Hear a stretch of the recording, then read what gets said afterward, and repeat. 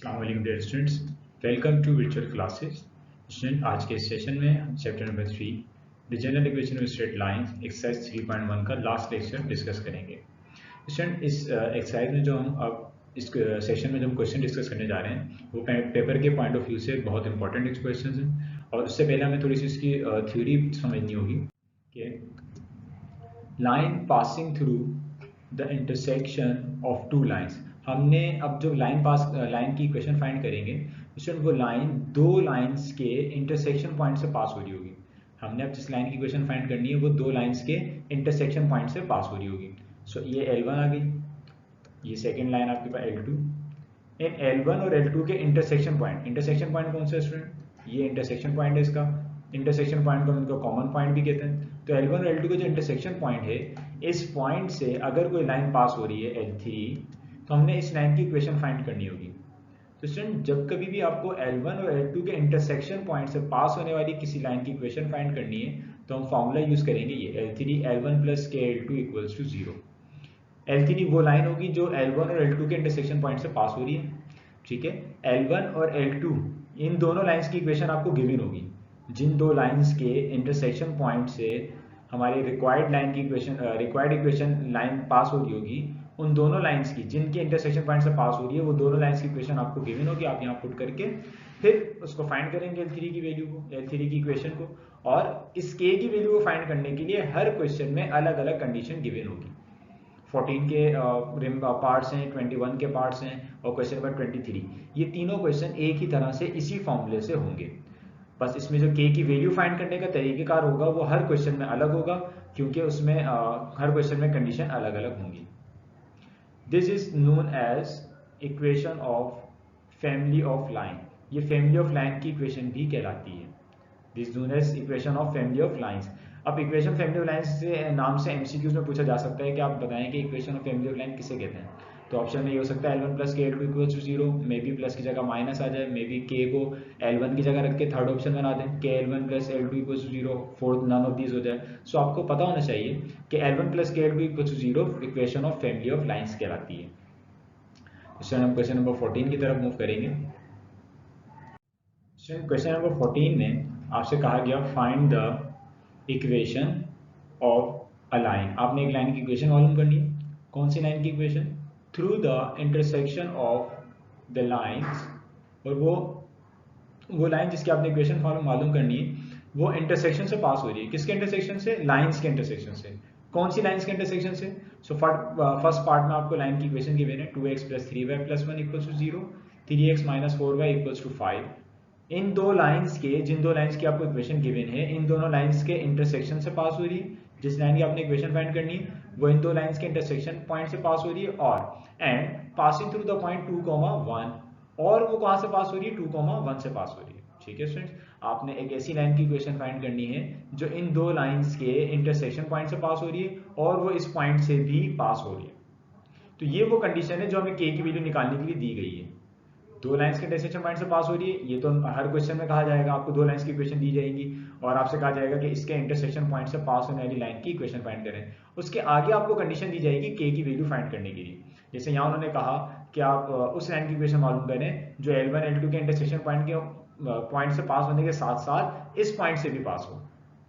जिसको डायग्राम के थ्रू देखते हैं। ये आपके पास L1 आ गई जिसकी हमें इक्वेशन गिवन है, ये आपके पास L2 आ गई जिसकी हमें इक्वेशन इसकी भी गिवन है। L1 की equation 2x plus 3y plus 1 equals to 0 और L2 की equation 3x minus 4y equals to 5। ये हमें क्वेश्चन में गिवन है। ठीक है स्टूडेंट्स, अब आपने इन दोनों के इंटरसेक्शन पॉइंट का स्टूडेंट यहाँ होगा जहाँ पे एक दूसरे को कट कर रहे हैं। इनके इंटरसेक्शन पॉइंट से एक लाइन पास हो रही है जिसको हमने L3 का नाम दिया।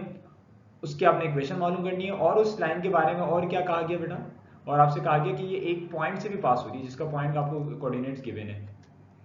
उसके पॉइंट कोऑर्डिनेट्स आपको गिवन है 2,1।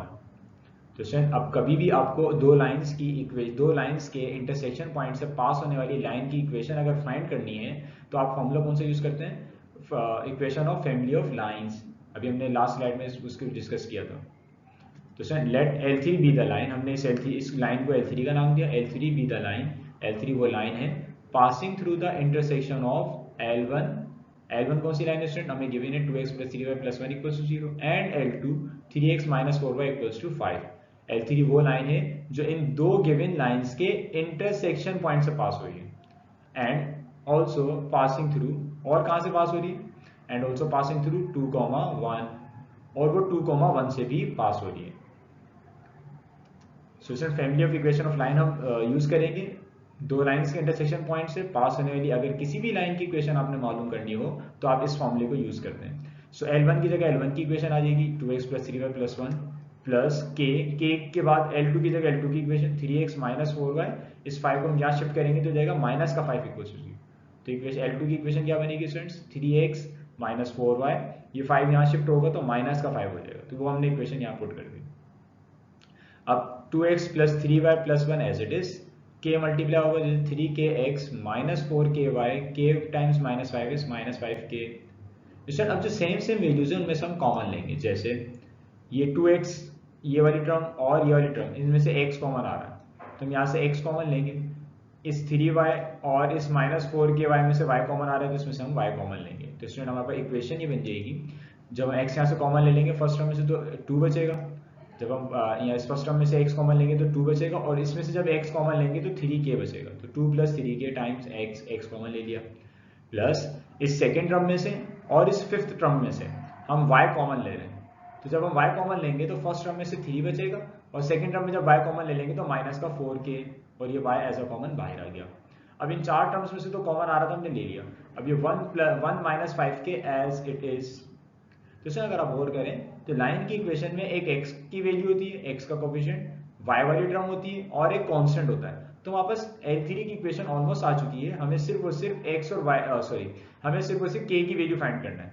इस k की वैल्यू फाइंड करने के लिए उन्होंने कंडीशन गिवन थी कि आप L3 वाली लाइन मालूम करें जो 2,1 से भी पास हो रही हो। तो हम यहाँ पे अब स्टेटमेंट ये देंगे, since L3 is passing through, L3 कहाँ से पास हो रही है 2,1 से, L3 इज पासिंग थ्रू 2,1, क्योंकि L3 2,1 से पास हो रही है तो इट मींस मैं इस 2,1 पॉइंट के कोऑर्डिनेट्स को लाइन की L3 की इक्वेशन में पुट कर सकता हूँ। x की जगह 2 आ जाएगा और y की जगह 1, x की जगह 2, y की जगह 1। तो हम इसमें पुट करेंगे तो हो जाएगा स्टूडेंट 2 + 3k, इस x की जगह 2 plus 3 - 4k as it is, y की जगह 1 प्लस 1 - 5k = 0। इसको सिंप्लीफाई कर लेंगे, so 2 मल्टीप्लाई होगा 2 से भी और 2 मल्टीप्लाई होगा 3 से भी, so जगह 2 × 2 4, 2 × 3 6k, 3 - 4k 1 से मल्टीप्लाई होगा तो as it is 3 - 4k as it is, plus का 1 माइनस का 5k एज इट इज। अब जो सेम वैल्यूज हैं लाइक टर्म्स उनको हम सॉल्व कर लेते हैं, जैसे ये 6k - 4k 2k, 2k - 5k minus का 3k, 4 + 3 7 + 1 8, तो 8 - 3k = 0, माइनस का 3k राइट हैंड साइड पे शिफ्ट होगा तो ये हो जाएगा स्टूडेंट 8 = 3k, 3 यहाँ मल्टीप्लाई हो रहा है इक्वल्स टू की लेफ्ट हैंड साइड पे जाके डिवाइड हो जाएगा। सो k की वैल्यू स्टूडेंट आ जाएगी 8/3।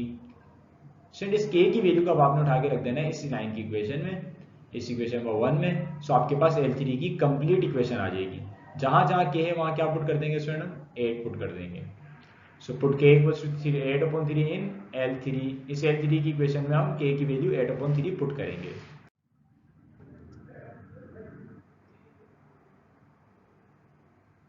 Put value of k in L3, L3 की इक्वेशन में हम k की वैल्यू पुट कर रहे हैं, तो L3 अब बन जाएगी बेटा 2 + 3k, k की जगह 8/3, x प्लस 3 - 4k, k की जगह 8/3, y प्लस 1 - 5k, k की जगह 8/3।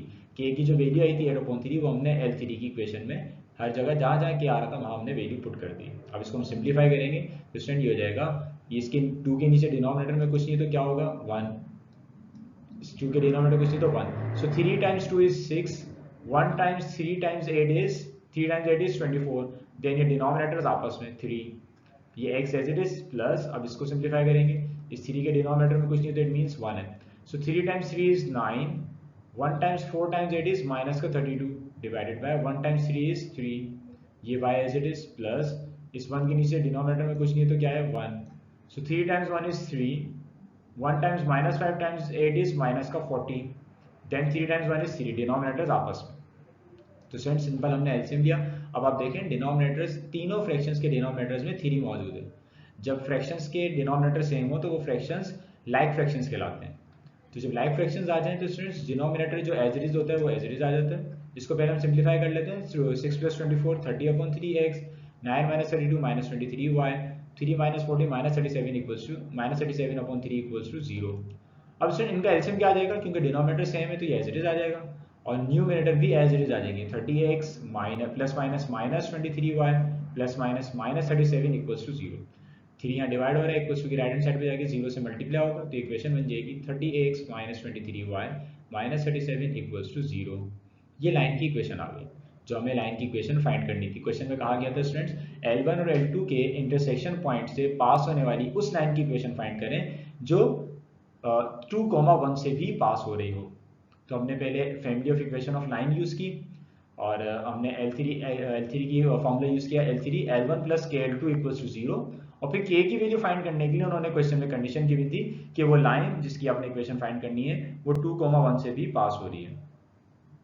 तो हमने 2,1 से 2,x की जगह 2 और y की जगह 1 पुट करके K की वैल्यू फाइंड आउट की और K की वैल्यू को हमने L3 में पुट करके अपना आंसर फाइंड आउट कर लिया।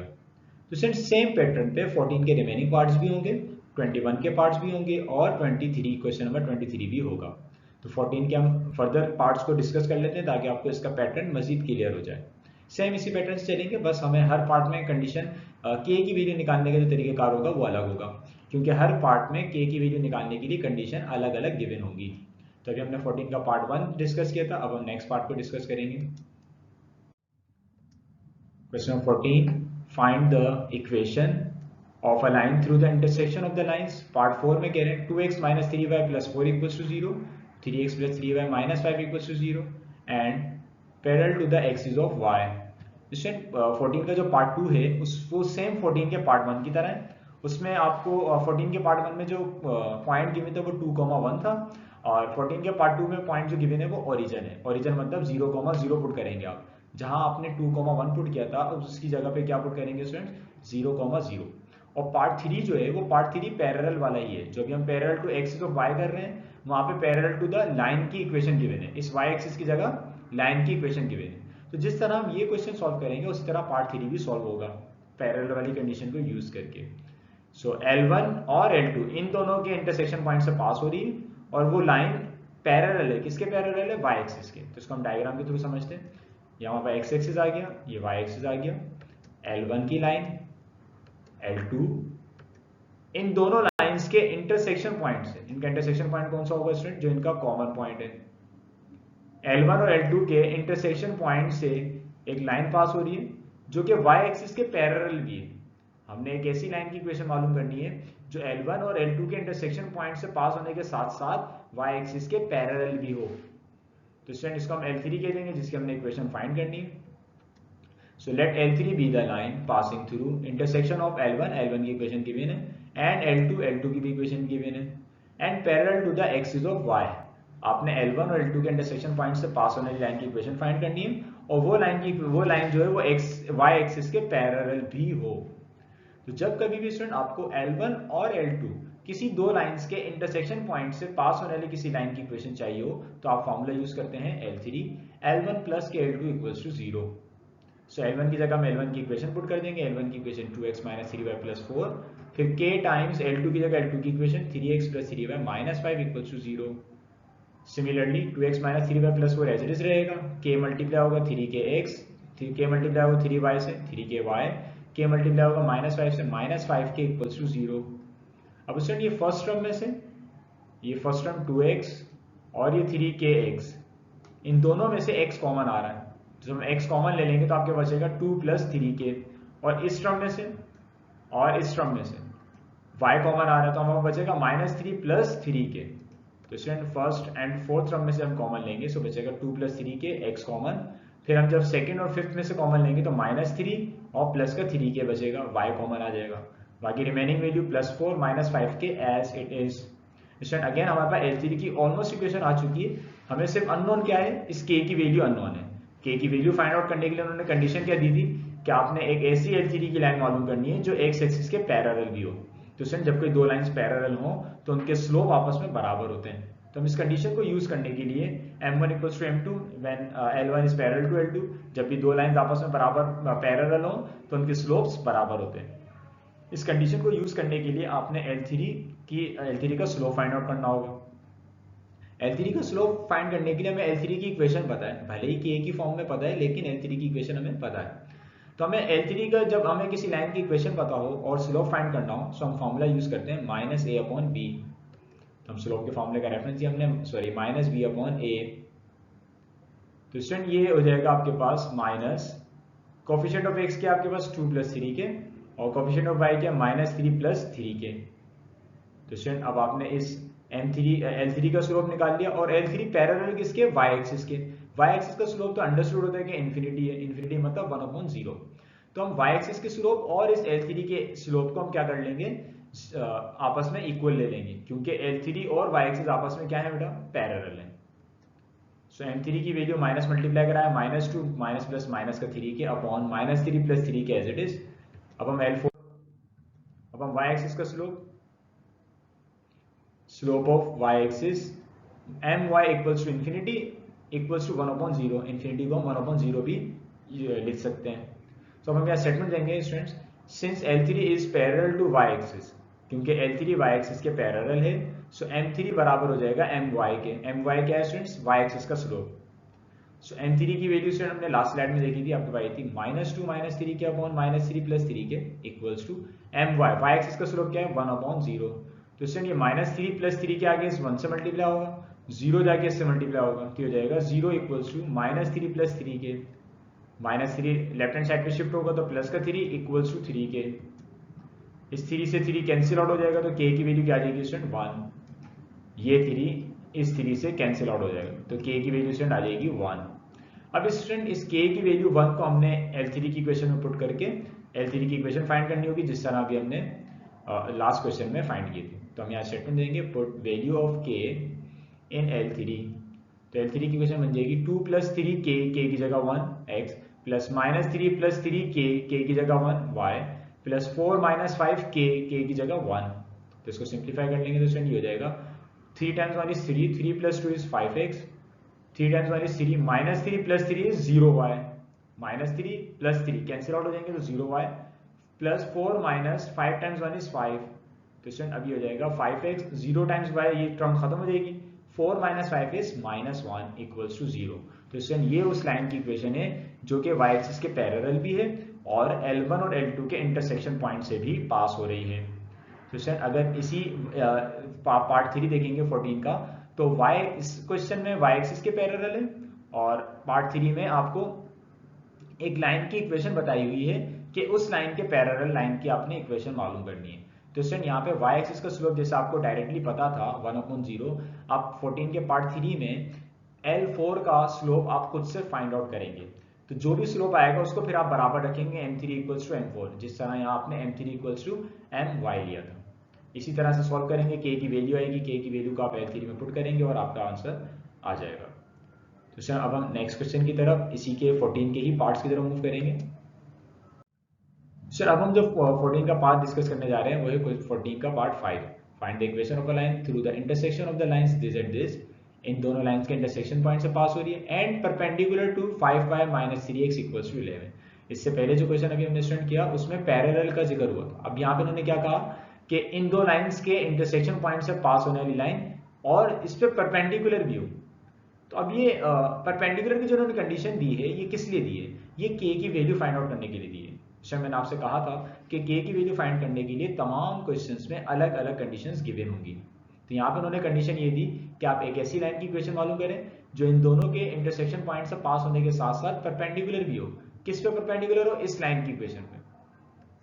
सो सॉल्यूशन, इसको हम डायग्राम बना के देखते हैं। ये आगे L1 L2 और इनके इंटरसेक्शन पॉइंट से पास हो रही है लाइन L3 जो कि परपेंडिकुलर है। किस पे परपेंडिकुलर है स्टूडेंट, L4 पे। इस L4 की हमें इक्वेशन गिवन है, L4 पर ये क्या है स्टूडेंट्स, परपेंडिकुलर है। हमें इस L4 की इक्वेशन ये गिवन है 5y - 3x = 11। तो स्टेटमेंट हम वही देंगे जो हमने लास्ट 2 पार्ट्स में दिए थे। Let L3 be the line passing through, L3 वो लाइन है जो कहां से पास हो रही है student, passing through the intersection of L1। L1 की इक्वेशन हमें गिवन है 5x - 6y, 1 को यहाँ शिफ्ट करेंगे तो -1 = 0 एंड L2 की इक्वेशन अरेंज्ड है तो L2 एज इट इज आ जाएगा 3x + 2y + 5 = 0। एंड परपेंडिकुलर, और इन दोनों लाइंस के इंटरसेक्शन पॉइंट से पास होने के साथ साथ परपेंडिकुलर भी। किस पे perpendicular student? And perpendicular to L4 5y minus 3x minus 11 को हमने यहाँ शिफ्ट कर दिया तो माइनस 11 इक्वल्स टू 0। तो जब कभी भी आपको दो लाइंस के इंटरसेक्शन पॉइंट से पास होने वाली किसी लाइन की इक्वेशन फाइंड करनी हो तो हम ये वाला फॉर्मूला यूज करते हैं, L1 plus KL2 equals to 0। So L1 की जगह L1 की equation 5x minus 6y minus 1 plus k, L2 की जगह L2 की equation 3x plus 2y plus 5 equals to 0। 5x minus 6y minus 1, k multiply होगा 3kx, k multiply होगा 2y से 2ky, k multiply होगा 5 से 5k इक्वल्स टू 0। तो student ये 5x इस फर्स्ट टर्म में से और इस फोर्थ टर्म में से x कॉमन आएगा तो इसमें 5 बचेगा और इसमें से प्लस का 3k, और जब ये सेकंड और फिफ्थ टर्म में से y कॉमन आएगा तो इसमें बचेगा -6 और इसमें बचेगा प्लस का 2k, और जो रिमेनिंग वैल्यूज है -1 plus 5k as it is. तो स्टूडेंट अब क्वेश्चन में कहा गया था कि L3 जो है वो L4 के परपेंडिकुलर है, तो हम पहले L3 का स्लोप फाइंड कर लेते हैं, फिर L4 का स्लोप, L4 की इक्वेशन ये गिवन है। हम L4 का स्लोप फाइंड करने के बाद फिर हमने क्या करना होगा स्टूडेंट, परपेंडिकुलर की कंडीशन को यूज करके k की वैल्यू निकालेंगे, जिस तरह कि हमने इससे प्रीवियस क्वेश्चन में प्रीवियस पार्ट में हमने पैरेलल की कंडीशन को यूज किया था। तो यहाँ पे हम परपेंडिकुलर की कंडीशन को यूज करके k की वैल्यू फाइंड आउट करेंगे। तो L3 का स्लोप निकालने के लिए हम स्लोप का फॉर्मूला का रेफरेंस देंगे, m equals to minus a upon b। a की वैल्यू आपके पास है स्टूडेंट 5 प्लस 3k माइनस फॉर्मूले का, और b की वैल्यू है -6 प्लस 2k, तो माइनस मल्टीप्लाई होकर दे जाएगा student -5 minus 3k upon -6 plus 2k। तो स्टूडेंट ये जो स्लोप आया ये L3 का स्लोप आया। L3 किस पे परपेंडिकुलर है? L4 पे, तो हमें L4 का भी स्लोप चाहिए होगा। L4 का स्लोप निकालने के बाद हम इस L3 के स्लोप को और L4 के स्लोप्स का प्रोडक्ट -1 के बराबर लेंगे। क्यों लेंगे? क्योंकि हमें क्वेश्चन में कहा था कि L3 जो है वो L4 के परपेंडिकुलर है, तो इसमें ये L4 है, हम इसका स्लोप फाइंड करेंगे। क्योंकि हमें L4 की इक्वेशन गिवन है, तो इक्वेशन गिवन हो और स्लोप फाइंड करना हो तो हम ये वाला फॉर्मूला यूज करते हैं। तो स्टूडेंट अब हम इस L4 का स्लोप फाइंड करेंगे। L4 हमें जो इक्वेशन गिवन है वो ये है 5y minus 3x minus 11 equals to 0।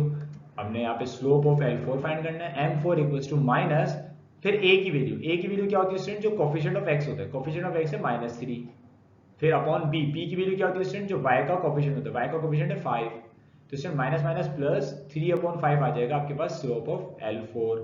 अब हम यहाँ स्टेटमेंट देंगे, since L3 is perpendicular to L4, क्योंकि L3 L4 के परपेंडिकुलर है तो इन दोनों के स्लोप्स का प्रोडक्ट -1 के बराबर होगा। L3 का स्लोप जो M3 हमने फाइंड किया था अभी लास्ट स्लाइड में, वो आपके पास था -5 माइनस 3 के अपॉन -6 प्लस 2 के मल्टीप्लाई M4 की वैल्यू 3 अपॉन 5 इक्वल्स टू -1। तो स्टूडेंट अब ये 3 मल्टीप्लाई होगा इन दोनों से, 5 मल्टीप्लाई होगा इन दोनों से, इक्वल्स टू -1। तो जगह 3 times 5 is 15, 3 times 3 is 9k, 5 times 6 is 30, 5 times 2 is 10k, -15 -9k as it is, -30 plus 10k -1 से मल्टीप्लाई होगा, तो ये लेफ्ट हैंड साइड पे -15 -9k तो एज इट इज रहेगा। -30 प्लस 10k जब -1 से मल्टीप्लाई होगा तो दोनों के साइंस चेंज हो जाएंगे, ये हो जाएगा प्लस का 30 और ये हो जाएगा माइनस का 10k। k वाली वैल्यूज को एक जगह कर लेते हैं, बाकी सबको एक जगह। -10k यहाँ शिफ्ट होगा तो प्लस का 10k हो जाएगा, तो ये हो जाएगा student 10k minus 9k is k, और -15 जब वहाँ शिफ्ट होगा तो वो प्लस का हो जाएगा, 30 प्लस 15 इज 45। एक दफा और सुनिएगा स्टूडेंट, -10k यहाँ शिफ्ट होगा तो प्लस का 10k हो जाएगा, 10k minus 9k is 1k, -15 right hand side पे शिफ्ट होगा तो प्लस का हो जाएगा, 30 प्लस 15 इज 45। तो सर अब हमने इस k की वैल्यू 45 को L3 में पुट करके आंसर निकालना है। So put value of k in L3 की इक्वेशन जब k की वैल्यू पुट करेंगे तो स्टूडेंट हो जाएगा 5 प्लस 3k, k की जगह 45x, plus -6 plus 2k, k की जगह 45y, -1 plus 5 times k means 45 equals to 0। जहां जहां k था वहां हमने क्या स्टूडेंट पुट कर दिया, इस 45 की वैल्यू।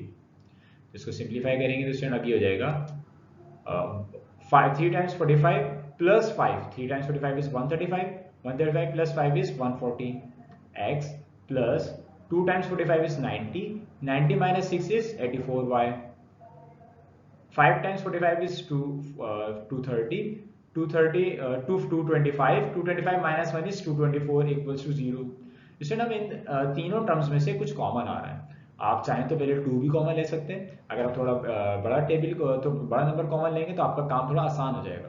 तो यहाँ से हम 4 कॉमन ले लेते हैं, 4 के टेबल में तीनों आते हैं। जब हम 4 कॉमन लेंगे तो 4 के टेबल में 140 कब आता है, 35 टाइम्स, 4 के टेबल में 84 कब आता है, 21 टाइम्स, 4 के टेबल में 224 कब आता है, 56 टाइम्स। सो 4 यहाँ मल्टीप्लाई हो रहा है, इक्वल्स टू की राइट हैंड साइड पे जाके डिवाइड हो जाएगा। सो आपके पास इक्वेशन बचेगी 35x plus 21y plus 56 equals to 0। इसमें से मजीद 7 कॉमन आ रहा है, मजीद 7 हम दोबारा कॉमन लेंगे तो 7 के डिवीजन 35 5 टाइम्स, 7 के डिवीजन 21 3 टाइम्स, 7 के डिवीजन 56 8 टाइम्स आएगा। तो 7 यहाँ मल्टीप्लाई हो रहा है, वहाँ जाके डिवाइड हो जाएगा। सो स्टूडेंट आपके पास जो फाइनल इक्वेशन बचेगी वो बचेगी 5x plus 3y plus 8 equals to 0। तो स्टूडेंट ये उस लाइन की इक्वेशन है जो L1 और L2 जिनकी लाइंस की इक्वेशन हमें गिवन थी उनके इंटरसेक्शन पॉइंट से पास हो रही है, और L4 जिसकी हमें इक्वेशन गिवन थी उस पर ये परपेंडिकुलर भी है। ये L4 की हमें ये लाइन की इक्वेशन L4 की गिवन थी, ये लाइन और ये लाइन परपेंडिकुलर है। तो क्वेश्चन में स्टूडेंट आपसे कहा गया था कि आप L1 और L2 के इंटरसेक्शन पॉइंट से पास होने वाली उस लाइन की इक्वेशन फाइंड करें जो L4 पर परपेंडिकुलर भी हो। तो हमने ये फाइंड कर ली।